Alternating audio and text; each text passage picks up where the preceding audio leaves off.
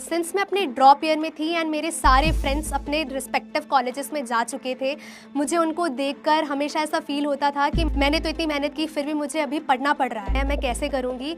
मैंने सोचा कि कोई बात नहीं, सब कुछ हो जाएगा।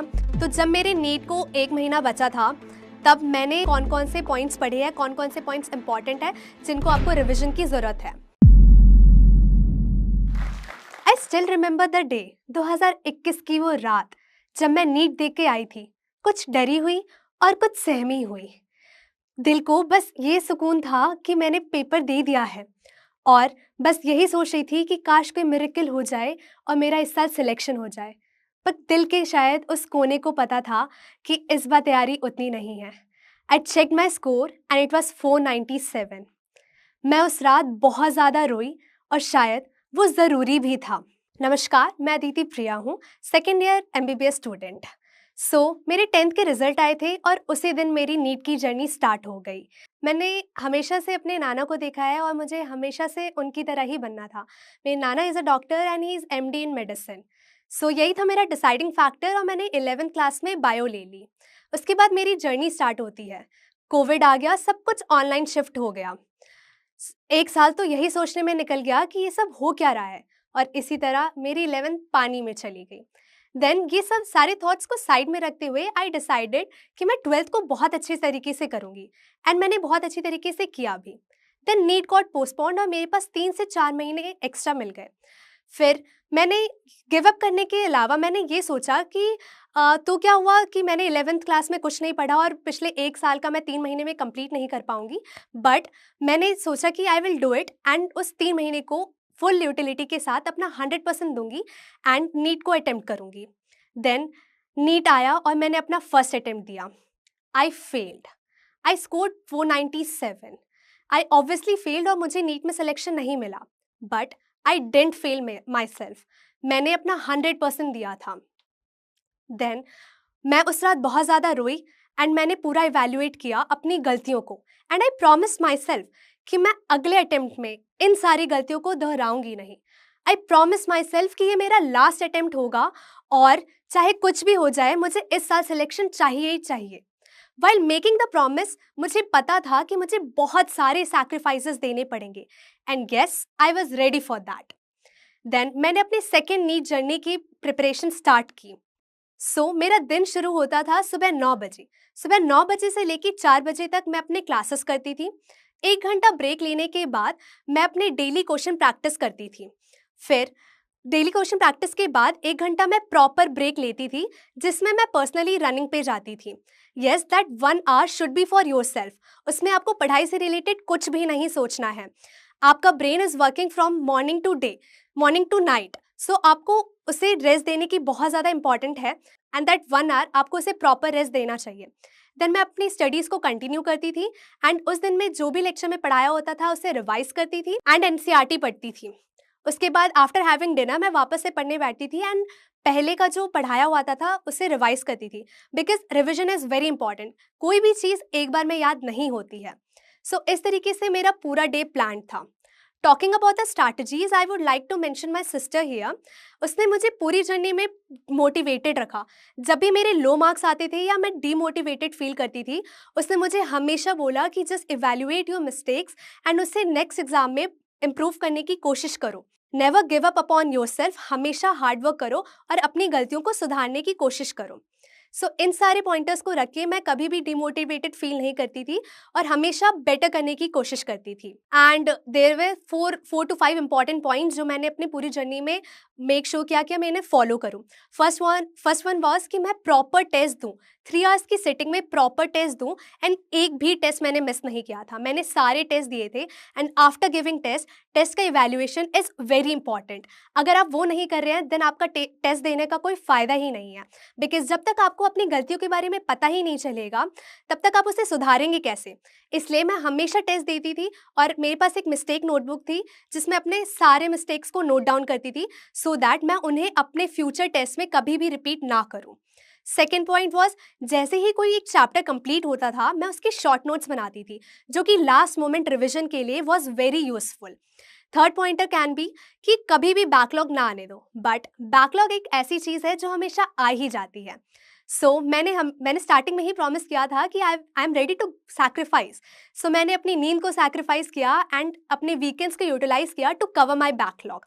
सो इन सारे पॉइंट्स को रखते हुए I did my whole journey and I made sure जैसे ही मेरे कोचिंग में सिलेबस कंप्लीट हो रहा है, मेरा भी तभी सिलेबस कंप्लीट हो जाए।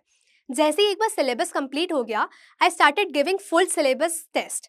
सो मैंने अपनी पूरी जर्नी, पूरी पढ़ाई ऑनलाइन की थी। But here I would like to mention that while giving full syllabus mock test एक ऑफलाइन एनवायरनमेंट में देना it's very important, because at the end हमें नीट तो ऑफलाइन जाके ही देना है। सो इस प्रेशर को कम करने के लिए हमें ऑफलाइन मॉक टेस्ट ज़रूरी होता है देना।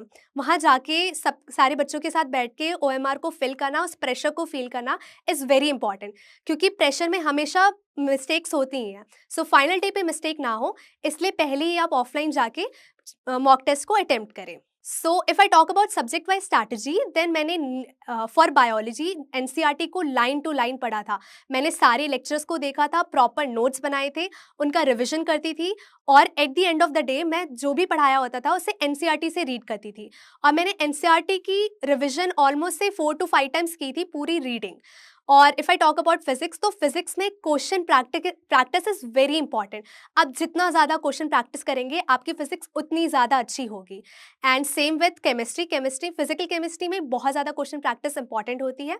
ऑर्गेनिक केमिस्ट्री के लिए हमें उसे बार बार पढ़ना पड़ता है। एंड इनऑर्गेनिक केमिस्ट्री तो फैक्ट्स है, तो हमें उसे याद रखना पड़ता है।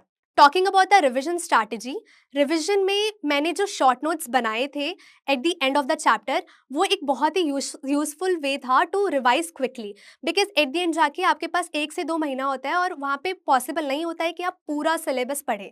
सो उस टाइम आपके शॉर्ट नोट्स बहुत इंपॉर्टेंट आते हैं और आप उसी के थ्रू अपना रिविजन करते हैं। And also second way can be giving full syllabus mock test, जिसमें आपको पता चलेगा कि आपने कौन कौन से पॉइंट्स पढ़े हैं, कौन कौन से पॉइंट्स इंपॉर्टेंट है जिनको आपको रिवीजन की ज़रूरत है। तो जब मेरे नीट को 1 महीना बचा था, तब मैंने फुल सिलेबस मॉक टेस्ट जो है बहुत ज़्यादा बढ़ा दिए थे।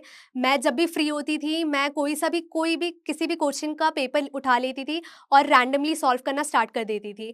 एक टाइमर लगाती थी, OMR रखती थी अपने साइड में, क्वेश्चन सॉल्व करके OMR में मार्क करके फिर टाइमर स्टॉप करके उसे चेक करती थी। देन अपने गलतियों को इवैल्यूएट करती थी और उसे मिस्टेक नोटबुक में लिखती थी। लास्ट मोमेंट पे जाके मैंने अपनी मिस्टेक नोटबुक खोली एंड अपने सारे मिस्टेक्स को देखा, अपने OMR में जितनी भी गलतियाँ मैंने की थी उसको ना करने का प्रॉमिस किया, and then I appeared for NEET exam. Then आता है दी डे, नीट का दिन। सो उस रात तो बहुत ही ज़्यादा एंजाइटी थी, बट एक प्रॉपर स्लीप बहुत ही इंपॉर्टेंट होता है। सो मैंने एनी हाउ 7 घंटे की प्रॉपर स्लीप ली and I went to the centre. मैंने अपने पास 2 घंटे का बफर टाइम रखा था, तो मैं सेंटर पे 2 घंटे पहले ही पहुंच गई थी। देन मैंने अपने आप को उस एनवायरनमेंट में अपने ढालने की कोशिश की, एंड मैंने प्रॉमिस किया कि मैं पैनिक नहीं करूँगी, because confidence is the key factor on the final day. जब तक अगर आपने पूरे साल मेहनत की है, अगर आप उस दिन जाके कॉन्फिडेंट नहीं है, तो आप जितना स्कोर कर सकते थे, आप उतना नहीं कर पाएंगे। इसलिए कॉन्फिडेंस रखना बहुत इंपॉर्टेंट होता है। Then I went to the centre, और मेरे दिमाग में बस एक ही चीज़ चल रही थी कि मुझे पेपर देना है, 100% कंसंट्रेशन एंड अपनी एफिशिएंसी के साथ देना है। मैंने पूरे साल मेहनत की है and I will do great. सिर्फ यही सोच के मैं बैठी थी सेंटर पे। देन पेपर मेरे सामने आया। मैंने पहले से ही स्ट्रैटेजी प्लान करके रखी थी कि मुझे पहले बायो करना है, देन केमिस्ट्री करना है, देन फिजिक्स करना है, बिकॉज मुझे हमेशा से फिजिक्स बहुत ज़्यादा हार्ड लगती थी।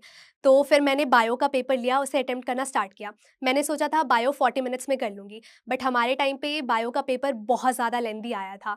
फिर मैं बायो का पेपर कर रही थी, बट करते करते 1 घंटा हो गया।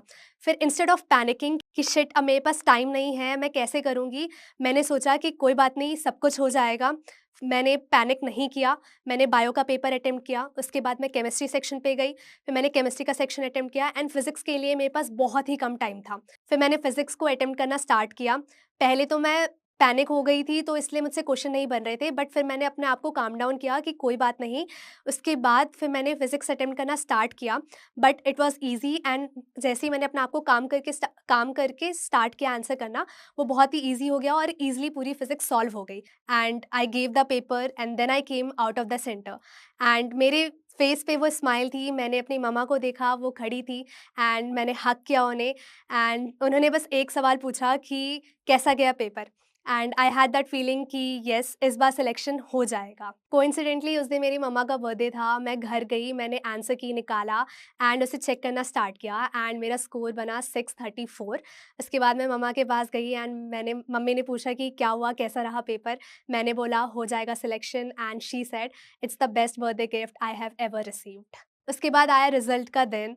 एनटी की साइट एज़ यूजुअल फिर से क्रैश हो गई, बट हम बहुत ईगरली वेट कर रहे थे। अपनी रैंक को मुझे देखना था कि क्या रैंक आई है। पता तो था कि सिलेक्शन हो जाएगा, बट येस, एक रैंक का आइडिया चाहिए था। उसके बाद हमने रिज़ल्ट खोला, रिज़ल्ट देखा।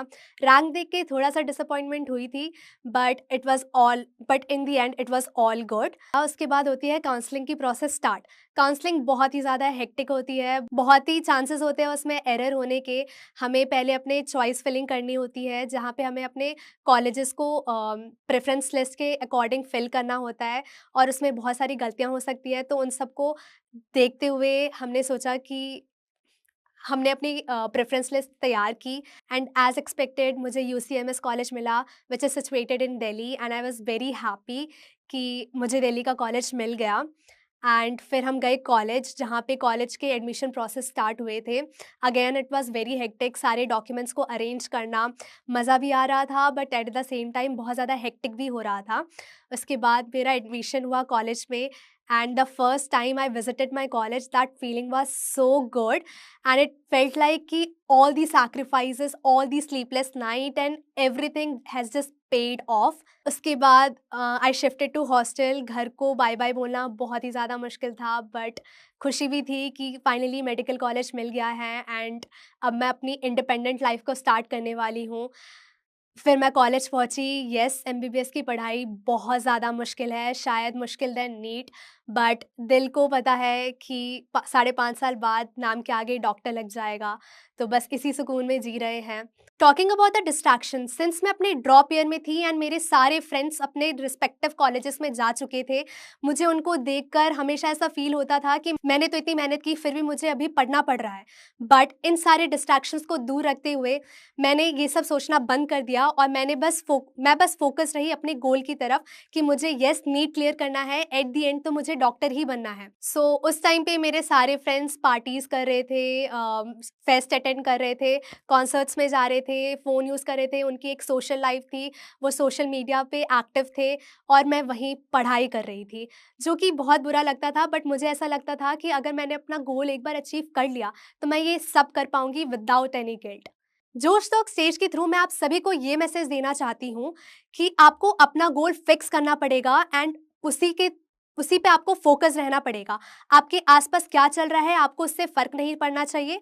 आपको बस दिन रात करके अपने गोल को अचीव करने के लिए बढ़ना होगा। आपको अपना 100% देना होगा, आपको सैक्रिफाइसेस देने होंगे एंड सिर्फ हार्ड वर्क करना पड़ेगा।